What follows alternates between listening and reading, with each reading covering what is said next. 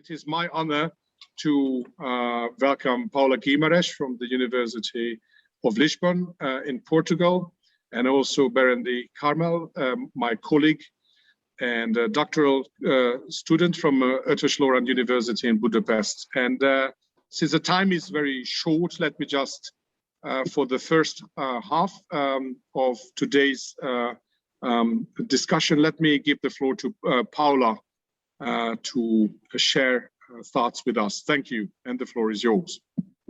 Oh, thank you very much. Thank you very much for the invitation. So in fact, this is the second time I'm invited. The first one was face-to-face in Bergen. I'm sorry, I wasn't able to join, but I'm really sorry I couldn't.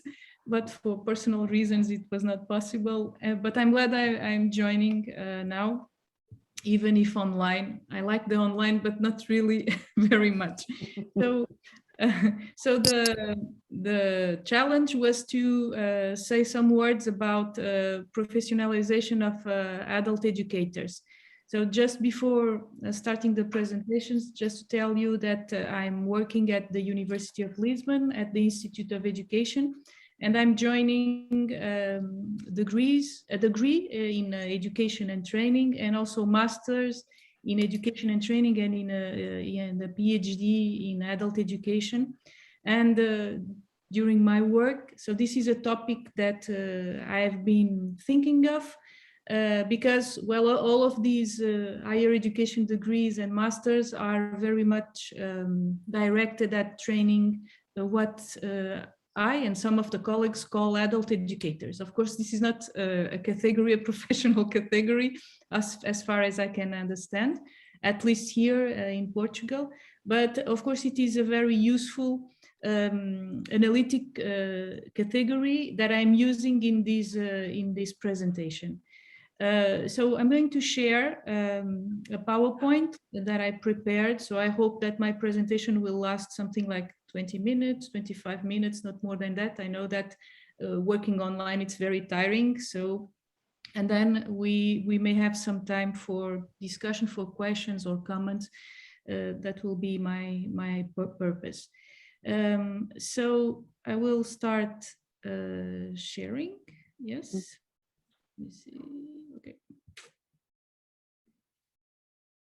Oh, yes. So the title of my presentation is the following: Is professionalization of adult educators important? And well, I don't know if I will be able to answer to this question by the end of the presentation, and you will see why I have so many doubts about this. And of course, I am referring to adult educators in Europe, but also and very much in Portugal, and this is the situation that I know the best. So my presentation is mainly based in questions. So the first one is related to adult education as a professional or occupational field. The second one is the question: if adult educators are professionals, how do adult educators become adult educators? How do they learn to become adult educators? And this is a question very much related to the education and the learning path, which is a relevant path for professionalization.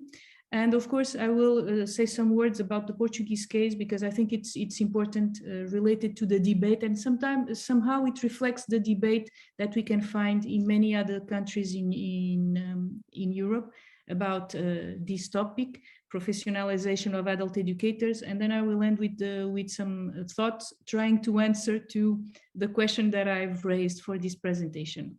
So first of all, is adult education a professional or an occupational field? And the authors make this difference between what is a profession, and the profession is characterized by formal rules of entrance in a very specific labor market. It's characterized by specific knowledge that these professionals use in the work that they do. by formal recognition and social recognition, formal and the social recognition of the work that they do by others and also by themselves as a community of professionals, and also some formal institutions, professional institutions that recognize the work that these professionals are developing. So this is a classical way of defining professionals, of course, and there are some colleagues that say, well, this is too traditional and too rigid when it comes to professional knowledge and professionals. And there are new professions that do not fit exactly in this classical way of looking at professions. And of course, adult education would fit in these new professions because it doesn't fulfill all of these rules that are very relevant, for instance, for doctors or for engineers or for lawyers. So many colleagues say, well, this is an occupational field and not a professional. And the maximum that we can say is that it can be a new professional field. And there are here some discussion about a new professional field or an occupational field. I prefer this idea that this is an occupational field because some of these categories that I've referred before are not really fulfilled when it comes to adult educators. So some ideas about this field. So it is characterized by diversity and complexity, and this is very relevant when it comes to adult education practices. Well, what I mean by that is that activities, projects that involve adult educators when they work. So, and we can find, well, literacy, formal second education or higher education, so more formal education, recognition of prior learning, vocational education and training, popular education, liberal adult education. So this is a wide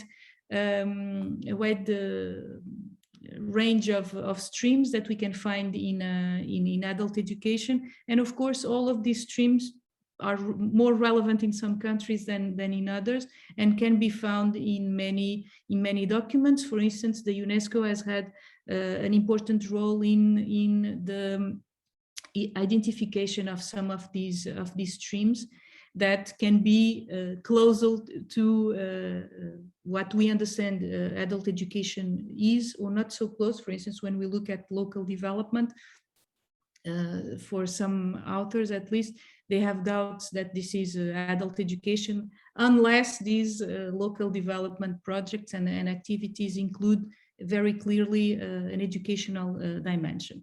So the first idea is that adult education is diverse and complex, and we can find very different adult educators. Well, it is also, adult education is also developed by a wide range of organizations.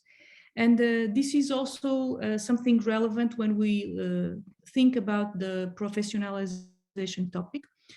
So we have state-dependent public organizations, profit-making ones, enterprises that are developing training, for instance, vocational education and training, many civil society organizations, non-governmental organizations.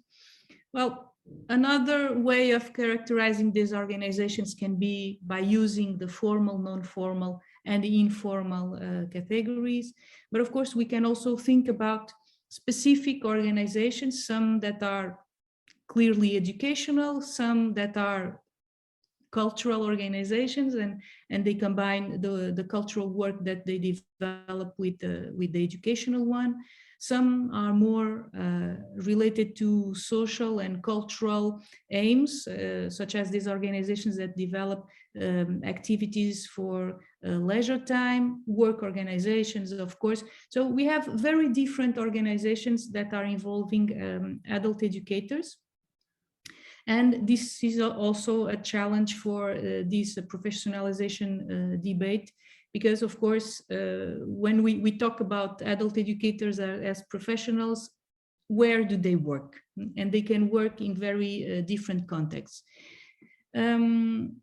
Of course, when we think also about what do these adult educators do and how do they call themselves, how do they identify themselves, we can find, of course, teachers, trainers, facilitators, counselors, mediators, activists, those that are related to popular education and social movements. And of course, if we look also at the working conditions that these people have, we can see that some are full-time hired, others are part-time or freelancers, and others are volunteers. So it is from the way that they look at themselves, and also from the working conditions that they have. There is a wide diversity of adult educators. And if we think about for instance, in my country, do we have data concerning the number of people that are full-time in adult education or part-time? This is even difficult to get this information because, institutions that hire these people, these adult educators, have some difficulties also in identifying them and stating that they are adult educators, and then contributing to data that we can look all over the country. So even for us, when studying these adult educators, it is difficult to know exactly how many are they in Portugal, and of course in many other countries. So there is here in this slide definition of what can we understand by a professional. So as I referred before, it's someone that followed a research-based formal education path, uses a professional language, holds a formal licensing or registration in a professional association, follows ethical guides, and is the subject of a system of sanctions, and finally holds a certain degree of professional autonomy and responsibility. And of course, this is related to a more traditional way of looking at professions. And what we see when we think about adult educators that we can find is, of course, that this is more an occupational field under a new professionalism trend.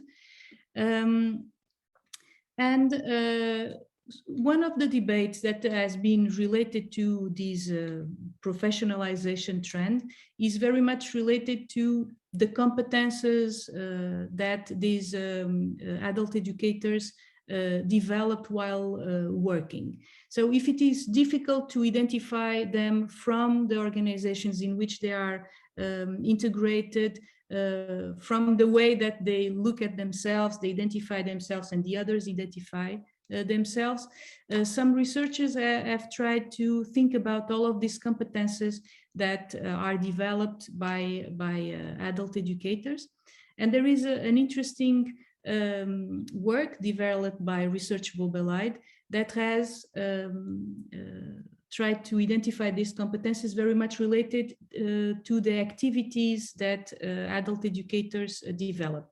And here are some that are very much referred by adult educators themselves about the work that they develop. So the needs assessment, the preparation of courses, facilitation of learning, monitoring and evaluation, counseling and guidance activities, program development activities, among others.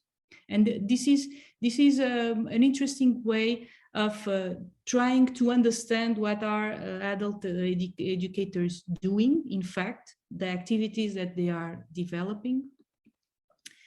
And of course, another way of looking at this debate is to try to see how do these adult educators become adult educators. So if the work in itself is something important to understand if a professional is a professional, if an adult educator can be a professional or not. Of course, another way of understanding this debate is very much related to the educational path that professionals develop. So, and when we look at adult educators, we can find at least two main ways of becoming an adult educator. And one of the most important way is learning by experience. It's learning by doing adult education while they work. And this is the most often found way of becoming an adult educator, according to some of the researchers that I've read, and of course, and according also what is happening here in Portugal. Apart from this way, there is a way that is becoming more important, and this is the formal way of becoming an adult educator by developing a higher education path related sometimes more clearly than others to adult education, because it can be, for instance, here it can be lifelong education, adult education, social and cultural animation, it can be local development, it can be adult education and training. It depends very much, because higher education institutions are calling these, especially at the master level, these master courses in a different way. So we have here two different ways. One that is very much related to learning and learning while people are developing work. And another one is the higher education path way. We have people following a very straight way to become adult educators. And this way is not so common among adult educators, but is at least here, from what I see in Portugal, is becoming more and more important. And some final thoughts about this professionalization debate is that I would like to share with you. He's here concerning with the Portuguese case, and how is the debate on professionalization here being developed. So there is a wide consensus about this idea that adult education also in Portugal is a very diversified and complex field of practice, organizations, and of people working in this field of adult educators, of course. And there is also, there are several researches that have been developed recently that say that these adult educators do not identify themselves as such. And they in many occasions, they identify themselves according to a former higher education path that they have developed as teachers, as psychologists, as sociologists, for instance. So this is also a discussion about the impact of being a teacher, of being trained as a teacher, and in the work that these adult educators are developing, being trained as a psychologist or as a sociologist. But what we can see here is that from 2000 on, within the European Union lifelong learning guidelines, there are several offers, formal education provision that has been developed. Among these, for instance, recognition of prior learning that leads to a school certification and a professional qualification. And within this offer, and of course also adult education and training courses combining a school certificate and a professional qualification, many adult educators have been hired. So there has been since 2000 a kind of an attempt to create a labor market very ruled by different laws and also by different norms concerning the work that these adult educators developed in local learning centers spread all over the country. And these emergence of these specific labor market directed at adult educators have been also raising discussion about the work that they develop, that is very ruled, that is very controlled, and also constrained by very different guidelines. And of course, where are these adult educators going in terms of the technical dimension of the work that they have achieved?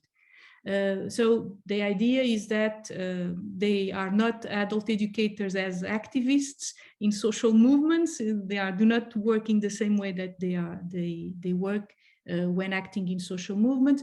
They do not work with the full autonomy that, well, some authors claim that adult educators should work within, but they work very much constrained by technical dimensions of the work that they are developing, especially when it comes to recognition of prior learning, because validation and guidance in recognition of prior learning is very much controlled, very much ruled. So what we can see here is two paths for this debate related to professionalization, and we cannot find consensus. Some agree about the need of having a higher education path concerning adult education, the training of adult educators. And this is very much following, for instance, what Professor Regina Gettenmeier is claiming for some time now. And here some of the colleagues working in these masters and PhD claim that this higher education path should be more developed by more higher education institutions, and that adult education should follow this path before being hired as adult educators in recognition of prior learning, adult education courses, or in other activities and projects that are under development. And there is another debate, also important and interesting, very much related to the knowledge, the learning and the knowledge that adult educators develop while they are working, not by following the higher education path, but while they are working. And here the debate is very much related to what can we do in what concerns the professionalization with this learning that has been developed with adult educators, when these learning experiences are very different, and the knowledge that comes from this learning experience is also very, very different. And we have here two positions when it comes to this professionalization debate that are getting more importance in Portugal, but I think it's not only in Portugal. If I look at other countries in Europe, I think this is also two streams, two ways of looking at this debate that are important. And as final thoughts, I would like to go back to the question: is adult educators professionalization important? Well, I think we cannot talk about a professionalization trend in a very traditional and classical terms, but I believe that it is important to discuss this issue of having these people doing work with adult learners, doing work in adult education. And this is a discussion that it is important not only for scholars, but also for politicians, as lifelong learning and adult education is becoming, especially in the European Union, is becoming very important in terms of provision, but also in what refers to providers and adult educators themselves. So it is important to reflect upon these educational ways of becoming adult educators, and what, especially if we consider what the role that higher education institutions have, what can be this path, what are the knowledge that are relevant to include, the contents that are relevant to include in these higher education courses. And I'm talking about degrees, but also master courses and PhDs. And of course, another discussion that I think it is very important is related to the ones that are working in terms of working conditions, in terms of all these formal rules, the legislation that we can find related to provision in adult education, but also about this experience and the learning developed by these adult educators, to try to understand how this work is influencing the emergence of an occupation that is getting more importance in our days than it had in the past, mainly due to policies related to adult learning and education. And well, I will stop sharing here my slides. I would like to to thank you. I hope that I didn't raise too many questions and not answer. This is I'm very skilled in raising questions, not so much in giving answers. But well, I will be pleased to discuss with you some of these issues if you think it is relevant. So thank you very much. Thank you very much, Paula. I think you raised some very interesting questions, and your focus was very much inspiring in a number of ways. We have some time to have reflections and questions to you. So if I may, I would like to ask colleagues to provide questions or comments. There was Christina Paulus from Vienna indicating thanks for the discussed presentation. And let me just also use the opportunity to indicate that there are a number of things in this professionalization topic that gets together people in academic environments with more similarities than differences. That's my presumption. About our roles in higher education, how to pursue the quality of adult education, whether considered as an own discipline area or just a field of practice. So thank you very much, Paula. And we have some time. Maybe we also have to digest a little bit in another way.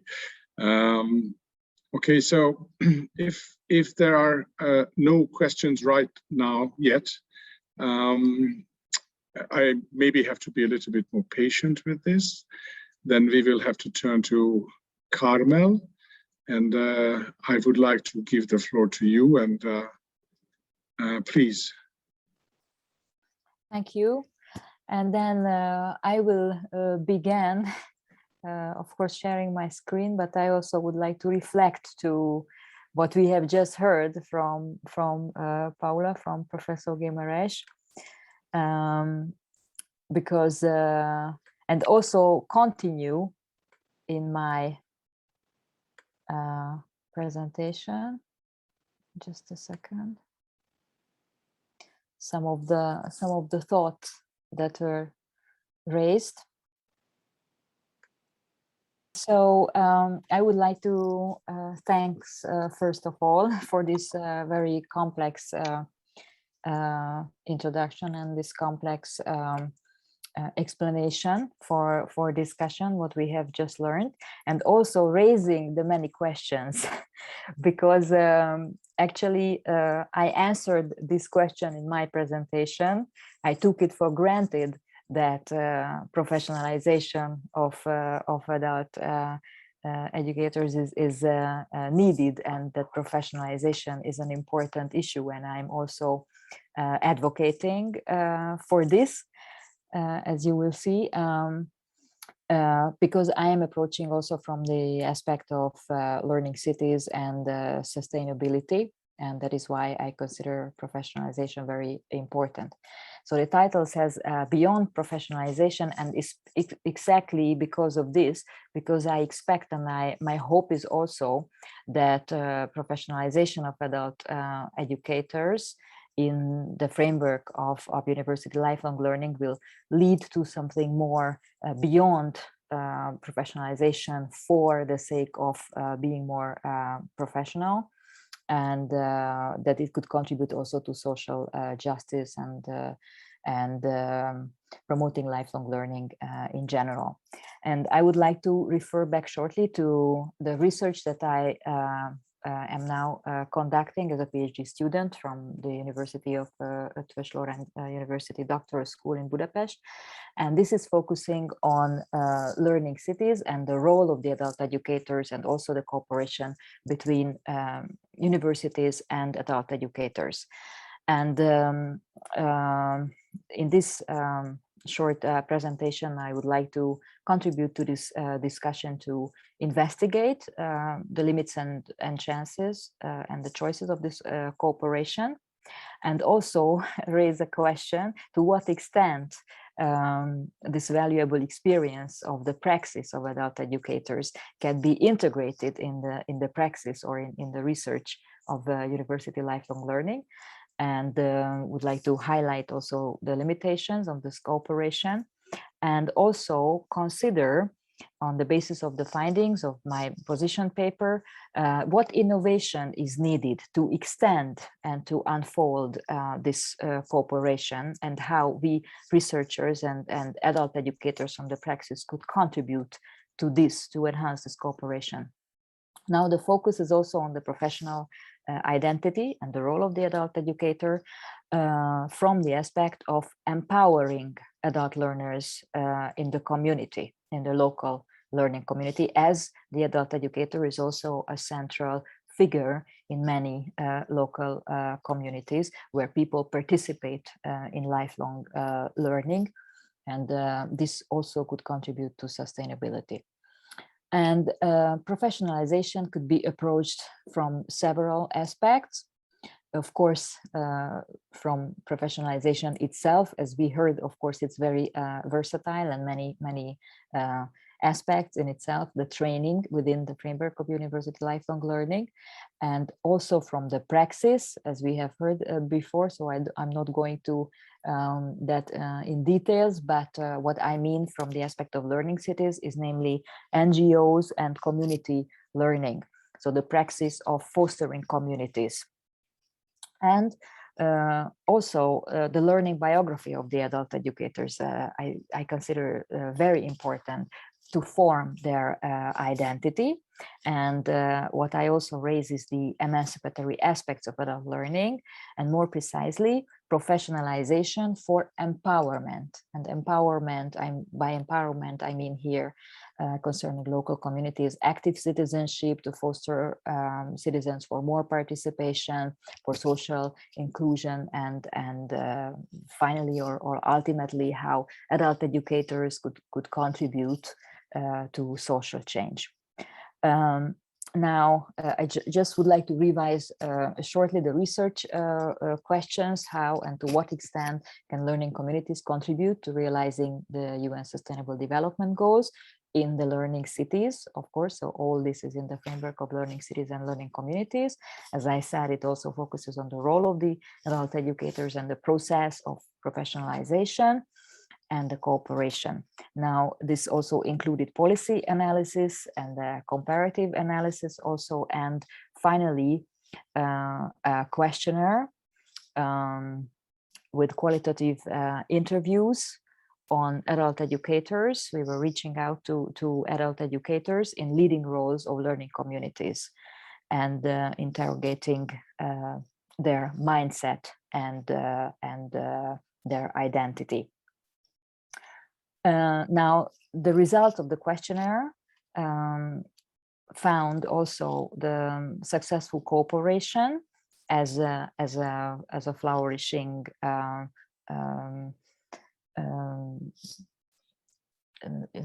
proceedings of the cooperation of the University of Pécs and the local educators, but it also raised many questions of limitations of time and engagement, and how time influences, and the lack of time influences, the participation of adult educators themselves in the activities of the local communities.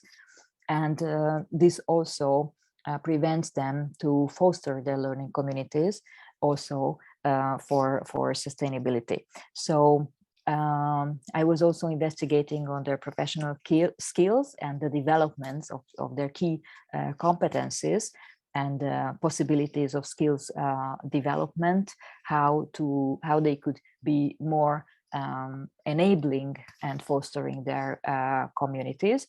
So I was reaching out to NGOs, cultural institutions, and also higher education institutions. So was researching it from several aspects. And in this, as the results of these qualitative interviews, I think it also echoes what we have heard in the former presentation, that the identity of adult educators that they do have an identity as adult educators, and they could also name what competencies and skills they themselves would like to develop for their learning communities. They would like to be more flexible, they would like to have more empathy. They also raise the question of critical thinking, and also face challenges of how to be more encouraging, and also the challenge of one of the most important challenges is digital skills development of our age of complexity. And they also named that they are open and they would be happy to receive more empowerment, either from higher education institutions or the local government and authorities. And they also mentioned the need for more mentoring and professional support. So professionalization was there to acquire more skills, and especially targeting this cooperation and the cooperation within the local communities. And getting back to the framework of the learning cities and the learning communities, I don't want to go into details of highlighting policy documents, just mention again UNESCO Learning Cities and the SDGs, a Guide to Action document that was released in 2017, which names concrete approaches to the development of green and healthy learning cities, equitable and inclusive learning cities, decent work and entrepreneurship.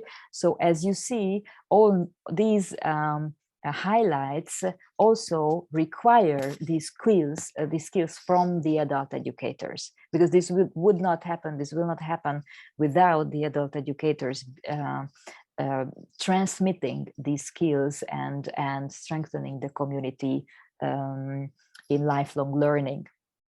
And just to have a look at another document, which is the UNESCO Global Network of Learning Cities guiding document that was issued in 2015. And as you can see here, it represents the major building blocks and fundamental conditions of the learning cities. And why I am highlighting this here, and I find it important to take a closer look connected to professionalization, because in the center of it and in the forehead of this learning city construction is sustainable development, individual empowerment, and also economic development and cultural prosperity. But this, in the center of it is lifelong learning for all. And if you look at the basement and the fundaments, and if you look at what it says, strong political will and commitment to achieve these sustainable development goals, and learning and establish learning cities, and also mobilization and utilization of resources, governance and participation of stakeholders. It all requires very advanced, like communication skills, for example, or community conflict resolution skills as well, and entrepreneurship for funding. And oftentimes we adult educators, because I am in the double role of being also an adult educator in learning communities, so I'm also an active citizen. We do face these questions of funding, where adult educators themselves need some skills development, and it would be very it would be actually advisable in university lifelong learning in the framework to enhance these skills of adult educators. We all know, and I think we are all familiar with the Sustainable Development Goals, especially number 4 for quality education, and also number 11, which is more connected to sustainable cities and communities within the framework of learning cities. And this also highlights, or with this I also would like to highlight the role of the adult educators, how important their role is to really contribute to this inclusive and safe and resilient future in the cities. Some data just to highlight the developments of learning cities and sustainable cities is that from the aspect of social inclusion. So how can actually adult educators could foster social inclusion? We do need capacity development and skills development to be able to reach these goals and to contribute.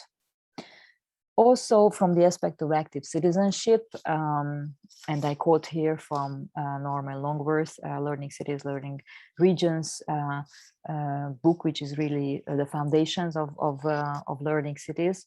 And he states that active citizenship needs to acquire and to involve more and more citizens to become active citizens. We need a consultation system. And I just want to highlight that also to realize this consultation system and also to achieve that more and more citizens participate, we need skills for the adult educators, and we need to strengthen their skills and their capacities to be able to contribute to social cohesion. And just some highlight, and then I would like to finish soon and close the presentation. Possible areas of cooperation within the framework of learning communities and learning cities, because also the trends and developments from 2015 to 2021 in the learning cities, social inclusion and participation and access gains more and more importance. And also the sustainable development goals within the framework of establishing learning cities on the basis of lifelong learning are more and more emphasized.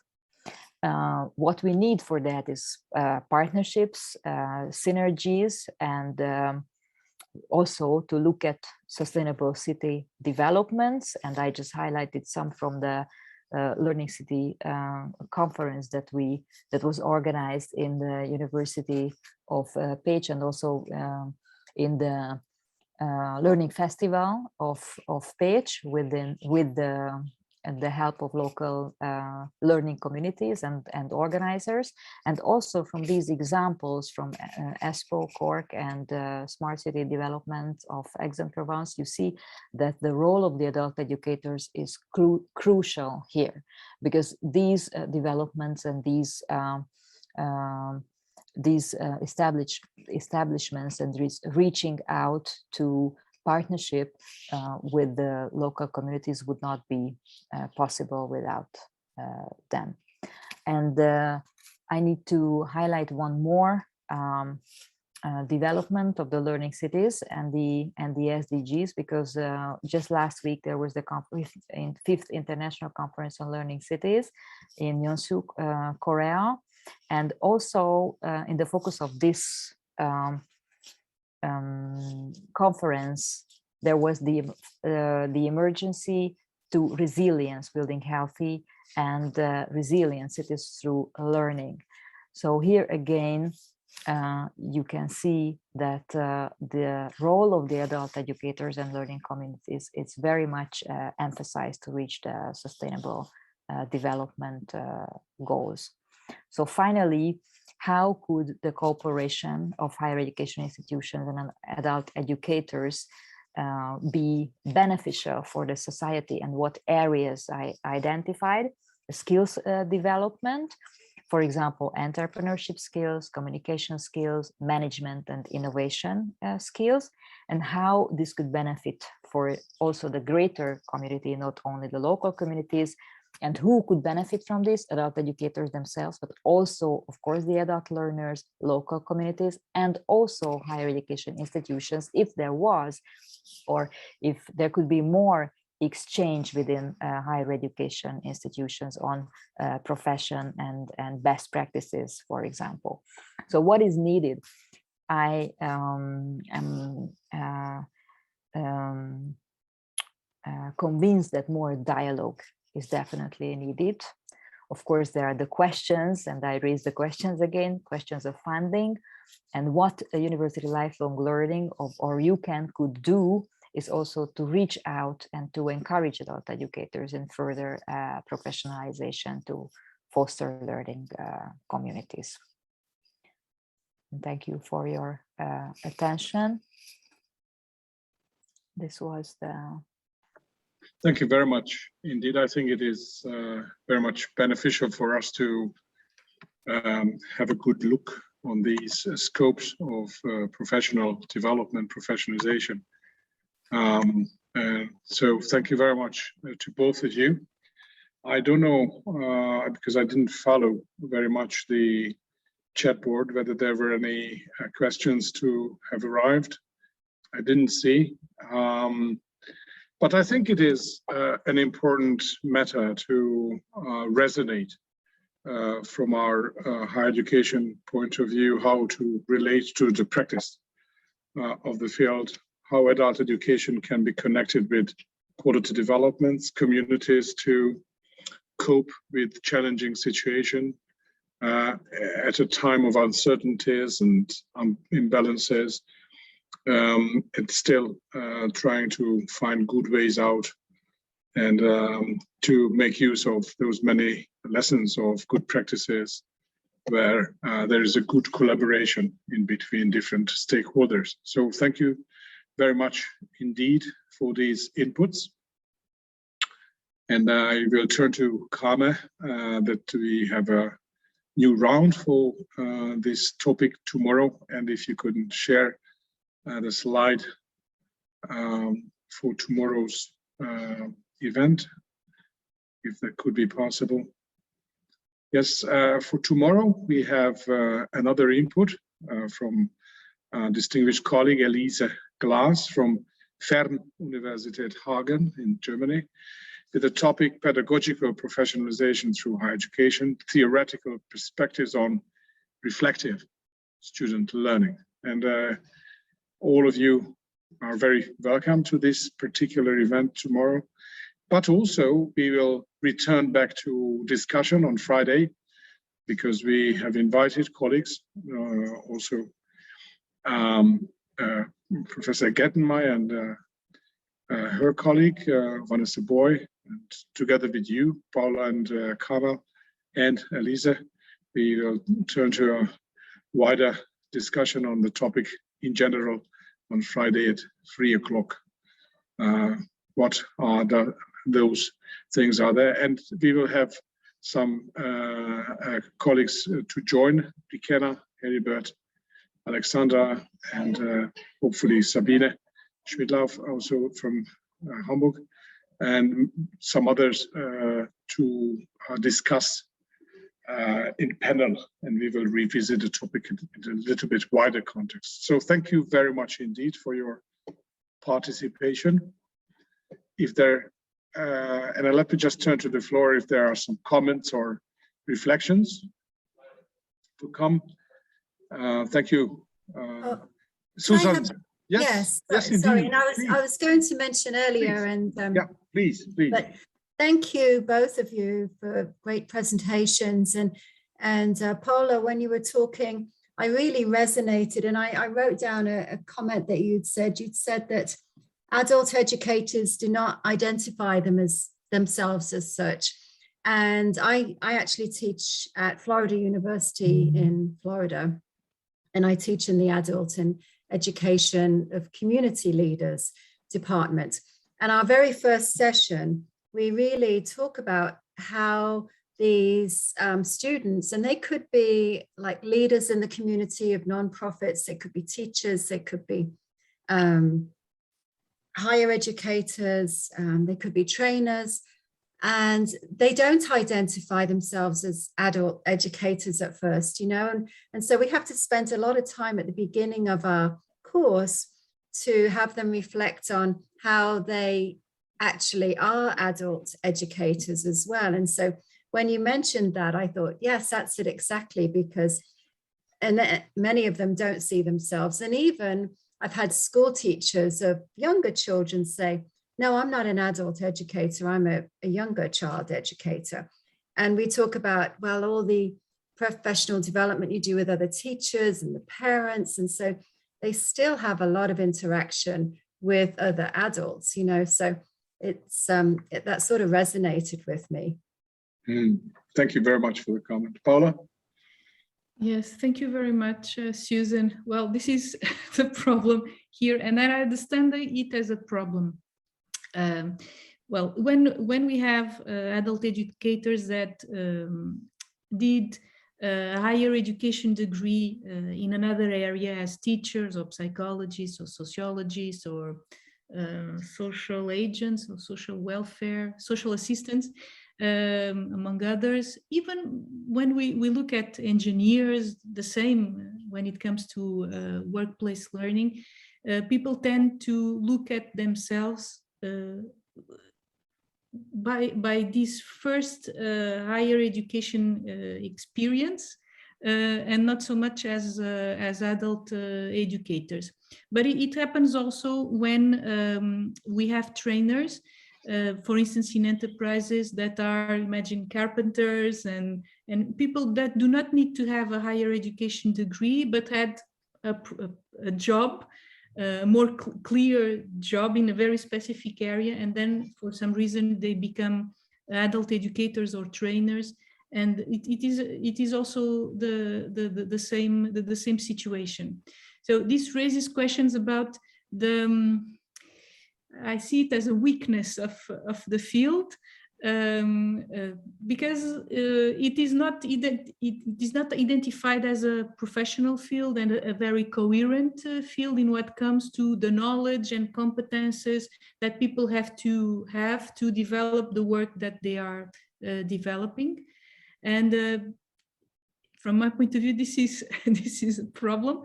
And of course, this is a problem because people do not identify themselves as such, but also because when it comes to reflect about what people are doing, this is also a concern. We can look in very different ways to adult education, but there is a root, an historical root concerning adult education, very much related to liberal adult education, democratic, political adult education, emancipatory adult education.